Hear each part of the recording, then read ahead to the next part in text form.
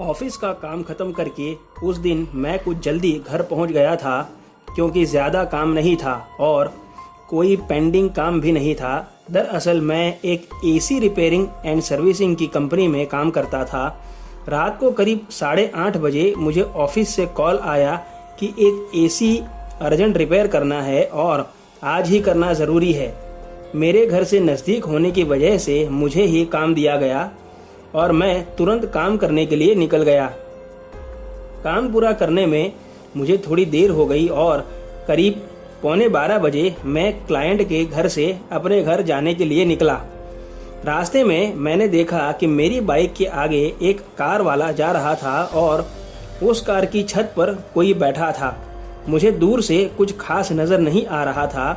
थोड़ा पास जाने पर मैं थोड़ा डर गया, क्योंकि उस कार की छत पर एक औरत बैठी थी जो देखने में तो जवान थी, पर वो काफ़ी डरावनी थी। अभी उस औरत की नज़र मुझ पर नहीं पड़ी थी और मैंने जानबूझकर अपनी बाइक उस कार से दूर ही रखी थी। थोड़ी देर में कार रेलवे क्रॉसिंग पर खड़ी हुई, क्योंकि क्रॉसिंग बंद था। तभी वह औरत भी उस कार पर दिखना बंद हो गई। मेरी बाइक अभी मैंने उस कार के पास खड़ी ही की थी कि वहाँ का गेट कीपर जो नीचे ही खड़ा था मुझे इशारे करके अपने पास बुलाने लगा। मुझे लगा शायद कोई काम होगा उसे, तो मैं उसके पास चला गया।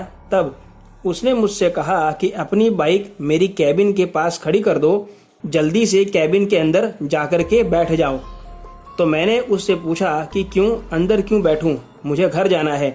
तुम घर पहुंच ही नहीं पाओगे अगर तुम कैबिन में जाकर के बैठोगे नहीं तो, गेट कीपर ने कहा। ये क्या कह रहे हैं आप? मैं क्यों घर नहीं पहुंचूंगा? मैंने कहा, जितना कहता हूं उतना करो और तुरंत करो। उसने मुझे ऑर्डर देने के अंदाज में कहा। मैंने सोचा लाओ इसकी बात सुन ही ली जाए। ऐसा सोच के मैं उसकी कैबिन में चला गया। तभी तुरंत वो भी वहां आ गया और कैबिन को अंदर से बंद कर दिया और अंदर की लाइट भी बंद कर दी। मैंने उससे पूछा कि आखिर आप ये कर क्या रहे हो? तो उसने कहा कि दोनों के बचने का इंतज़ाम कर रहा हूँ और अभी पता चल भी जाएगा कि मैं किसकी बात कर रहा हूँ। उसने मुझसे कहा कि तुमने गाड़ी के ऊपर जिस औरत को बैठे देखा था, दरअसल वो एक खूंखार चुड़ैल है और इस फाटक के आसपास कई बार दिखाई देती है और जब भी दिखती है किसी न किसी को अपना शिकार बनाती है और खास करके अकेले जवान आदमी को ज्यादा शिकार बनाती है। मैंने कहा कि भाई मैंने उसे देखा तो था, लेकिन चुड़ैल वुड़ैल मैं नहीं मानता। तब उसने कहा कि सब कुछ मान जाओगे, बस यहीं खिड़की के पास बैठ के तमाशा देखते रहना।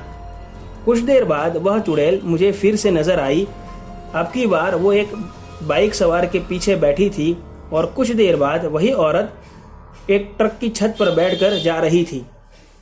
और एक नज़ारा मैं कभी नहीं भूल सकता, जब मैंने उसे जमीन से कुछ फीट ऊपर उड़ते हुए देखा।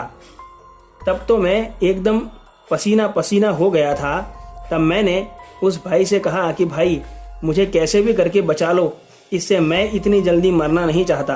तब उसने कहा कि तुम तभी बच गए थे जब तुम इस कैबिन में आ गए थे।